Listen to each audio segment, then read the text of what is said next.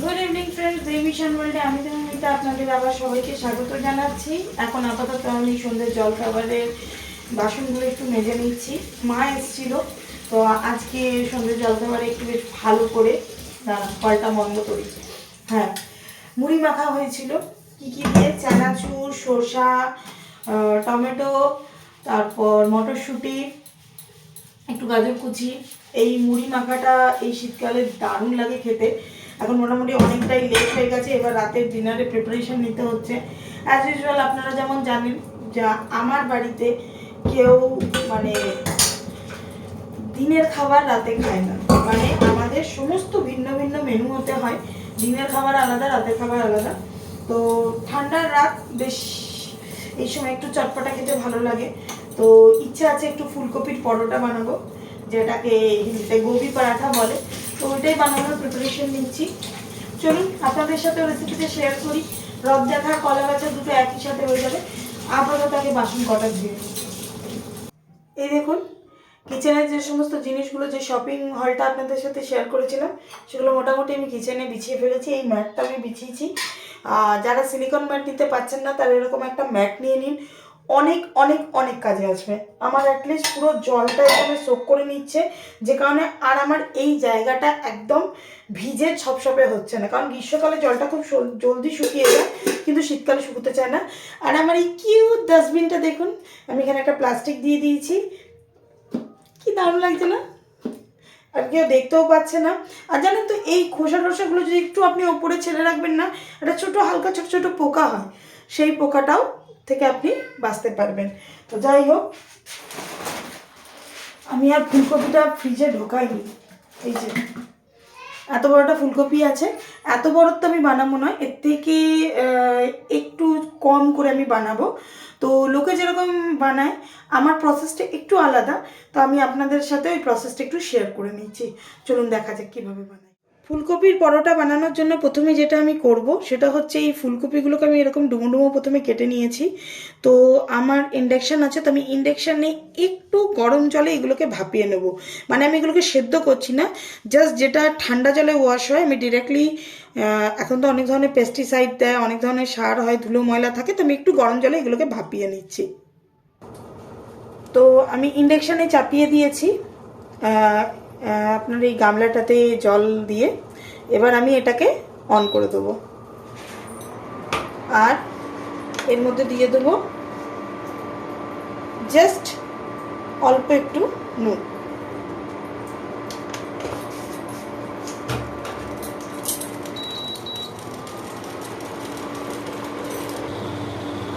দেখতে পাচ্ছেন এখানে অলরেডি এটা ফুটতে শুরু করে দিয়েছে। এই মোমেন্টে আমরা ইন্ডাকশন অফ করে দেবো, কারণ আমাদের এগুলো সেদ্ধ করার দরকার নেই। আমি জাস্ট একটু বয়েল করে নিলাম, যাতে এর মধ্যে যদি কোনো নোংরা বা পোকা বা কিছু থাকে সেটা বেরিয়ে যায়। এবার এটা আমি সঙ্গে সঙ্গে জল ছেঁকে তুলে নেব।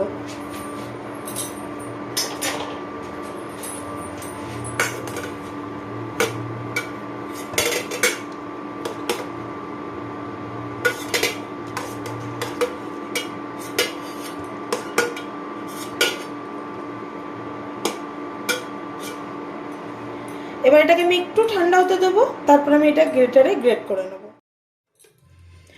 এই গ্রেটারে ঘষে ঘষে বানানোটা আমার কাছে অনেকটা টাইম টেকিং মনে হয়েছে। তো আমি ভাবলাম আমার কাছে তো চপার রয়েছে, তো আমি ওই জন্য এরকম মোটা ডান্টিটা কেটে কেটে বাদ দিয়ে এটা চপারে চপ করে নিচ্ছি। এই এটা তো সেমই রেজাল্ট আসবে, আর সময়টা কম লাগবে। যাদের কাছে চপার নেই তারা গ্রেটারে গ্রেট করতে পারেন, আর আপনাদের কাছে যদি চপার থাকে, মোটামুটি এখন ম্যাক্সিমাম লোকের কাছেই চপার রয়েছে, তো আপনারা চপারও চপ করে নিতে পারেন। এই মোমেন্টে আমি দেখুন এখানে কিছু আদা কুচিয়ে রেখেছি, এই আদা কুচিটা আর এই কাঁচা লঙ্কা কুচিটা এর মধ্যে দিয়ে দিচ্ছি। তাহলে কি হবে, এটা আরও ভালোভাবে চপ হয়ে যাবে, আর মুখেও লাগবে না। আরেকটু আমি আদা দিয়ে দিচ্ছি, যেহেতু এটা ফুলকপি পরোটা। ইউজুয়ালি আমি যখন আলুর পরোটা বানাই তখন কিন্তু আমি এটাতে আদা দিই না।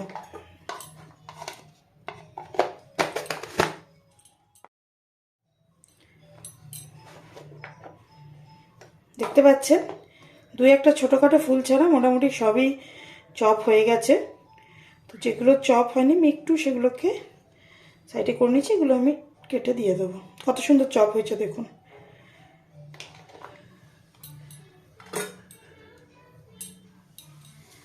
এবার আমি মশলাটা বানিয়ে নেব। মশলাটা বানানোর জন্য আমি এখানে কড়াইতে 1 চামচ মতো ঘি দিয়েছি। আপনারা চাইলে অলিভ অয়েল, হোয়াইট অয়েল মানে রিফাইন্ড অয়েল বা সর্ষের তেল দিতে পারেন। আমার স্পেশালি ঘিয়ের স্মেলটা ভালো লাগে, তাই আমি ঘি দিয়েছি। আর এটাতে দিয়েছি গোটা জিরে আর জোয়ান একটু ক্রাশ করে। জিরেটা এমনি দিয়েছি, জোয়ানটা জাস্ট আপনি এভাবে হাতে নেবেন, হাতে একটু জাস্ট ক্রাশ করে দিয়ে দেবেন। এতে কি হয়, পরোটা খেলে আপনার অম্বলও হবে না আর এর স্বাদটাও বাড়িয়ে দেবে। এরপর এই তেলটাতে আমি দিয়ে দেবো, মানে এই যে মশলাটা বানানো হচ্ছে ঘিটাতে আমি যেটা দিয়ে দেবো সেটা হচ্ছে রসুন কুচি। আপনারা চাইলে বিনা রসুনে বানাতে পারেন, কিন্তু পরোটাতে রসুনের টেস্ট আমার বা আমাদের ফ্যামিলির সবার খুব ভালো লাগে।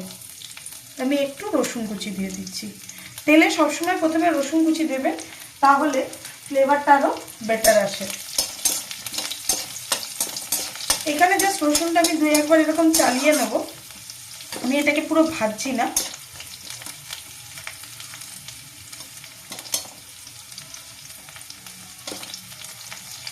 দেখতে পাচ্ছেন রসুনটা হালকা ভাজা ভাজা হয়েছে। এরপর আমি এটাতে 2টো ছোট সাইজের পেঁয়াজ দিচ্ছি। পরিমাণটা আপনারা আপনাদের ইচ্ছা অনুযায়ী, স্বাদ অনুযায়ী কম বেশি করতে পারেন। এখানে পেঁয়াজটা পুরো ভাজা হবে না, জাস্ট একটু ফ্রাই হবে।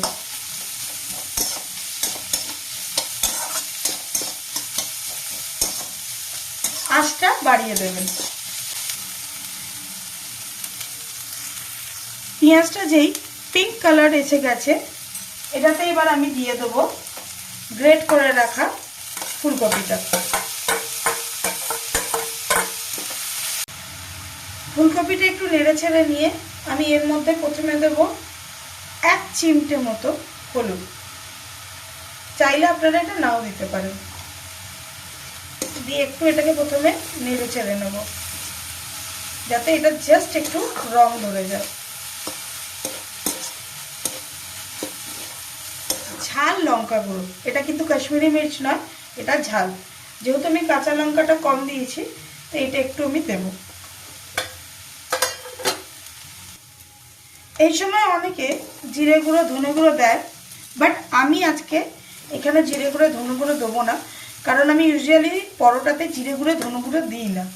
আমি নিজের এক ধরনের ভাজা মশলা করে রাখি। আপনারা যদি এই মশলার রেসিপিটা জানতে চান বা ইনগ্রিডিয়েন্টসটা জানতে চান, উপাদান জানতে চান, তো আমাকে বলবেন। আমি যখন বলবেন আমি ভিডিও বানিয়ে আপনাদেরকে দেখিয়ে দেবো। এই যে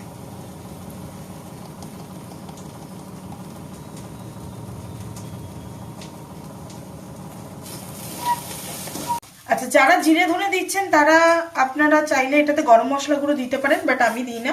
আমি তার জায়গায় যেটা দিই সেটা হচ্ছে, যেটা আমার মনে হয় যে কোনো পরোটা, স্টাফিং পরোটা যান, সেটা হচ্ছে আমচুর পাউডার। মশলাটা প্রায় আমার ভাজা হয়ে এসছে। এরপর সর্বশেষে আমি এটাতে নুন দেব। যেহেতু এটা স্টাফিং, তো এর আগে আমি একটু নুন জলে ভাপিয়েই ছিলাম, তো এর থেকে অল্পই দেবো, এতটা দেব না। নুনটা আপনারা স্বাদ মতো নিজেদের মতো দেবেন। দিয়ে নুনটা দেওয়ার পর ভালো করে নাড়িয়ে চাড়িয়ে নেব। নুনটা আগে দেবেন না, তাহলে পেঁয়াজ থেকে বা ফুলকপির থেকে আরো জল বেরোতে শুরু করে দেবে। সর্বশেষে আমি গ্যাসটা অফ করে দেওয়ার পর একটু ধনে পাতা ছড়িয়ে দেবো। আমার কাছে খুব একটা ভালো ধনে পাতা ছিল না, আর ঈশানের বাবা যখন গেছিল বাজার, আমি বলতেও ভুলে গেছি। আমাদের পুর রেডি। এরপর আমি আটা মাখবো, কারণ আমি এই পুরটা আগে করে নিলাম, কারণ আমি এটা ঠান্ডা হতে দেবো। সবসময় স্টাফিংয়ের যখনই পরোটা বানাবেন তখন যেন পুর ঠান্ডা হয়, না হলে পরোটা ফেটে যাওয়ার চান্সেস থাকে। তো এটা আমি ঠান্ডা হতে দিচ্ছি, ততক্ষণে আমি আটাটা আপনারা দেখলেন আমি মশলাটা বানিয়ে নিলাম। অনেকে কাঁচা মশলায় বানায়, মানে কাঁচা ফুলকপি বা কাঁচা সেদ্ধ আলু দিয়ে বানায়। কাঁচা আলু দিয়ে তো অবভিয়াসলি বানায় না, সেদ্ধ আলু দিয়ে বানায়। বাট আমি যে কোনো পরোটাতে যখন আমি এই ধরনের স্টাফিং বানাই, সেটা পনির বলুন বা যা বলুন, আমি একটু ভেজে নিই, আমার ভালো লাগে। আমি আটাটা খুব সিম্পল মানে মাখি, আটা, নুন, জল। আমি কোনো রকম তেল বা কিচ্ছু দিই না। চাইলে যদি আপনি খাস্তা করতে চান একটু বেকিং পাউডার, বেকিং সোডার আমি কথা বলছি না, বেকিং পাউডার অল্প দিতে পারেন, একটু খাস্তা হবে। তো আটাটা মেখে আপনাদেরকে বাকি রেসিপিটা দেখাচ্ছি। দেখতে পাচ্ছেন আটাটা মাখা হয়ে গেছে। এক্ষেত্রে আটাটা আমি একটু সফট মেখেছি, অনেকে টাইট মাখে, বাট আমি পরোটার আটা একটু হালকা সফট মাখি। এমনিতে আমি রুটির আটাও একটু সফট মাখি, আমার মনে হয় এইভাবে মাখলে একটু বেশি নরম হয়, খেতে সফট হয়। তো এবার পুর ভরবো আর বেলবো আর ভাজবো, দ্যাটস ইট, আর কিচ্ছু না, খুব ইজি। শুধু মনে একটু জোর আর শীতকালে একটু বাসন ধোয়ার ঝামেলাটা মিটিয়ে নিলেই হয়ে যায়। তো চলুন বেলে ভেজে খাওয়া যাক।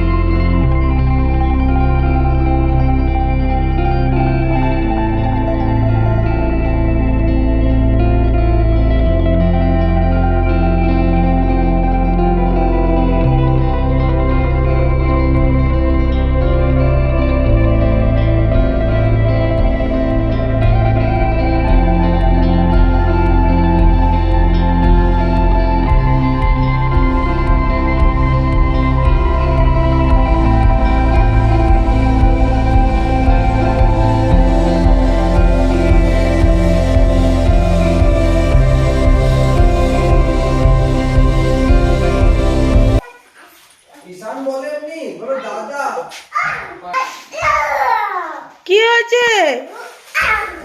ঈশান কি করেছে? হ্যাঁ, কি করেছে ঈশান? চলুন, অনেক রাত হয়ে গেছে, এবার ওকে খাবারটা দিয়ে দিই। পপু তুমি কি করছো? পপু নিজের দুষ্টুমি করছে। এই হচ্ছে খাবার। ঈশান এখানে খেতে বসে গেছে। কি রে, কেমন টেস্ট হয়েছে? ভালো। যাক, ওদের ভালো লেগেছে। তুই আরেকটা পরোটা নিবি তো? চলুন আমি আরেকটা পরোটা ভেজে নিই। আর পপো এখানে দাদার সাথে খাচ্ছে।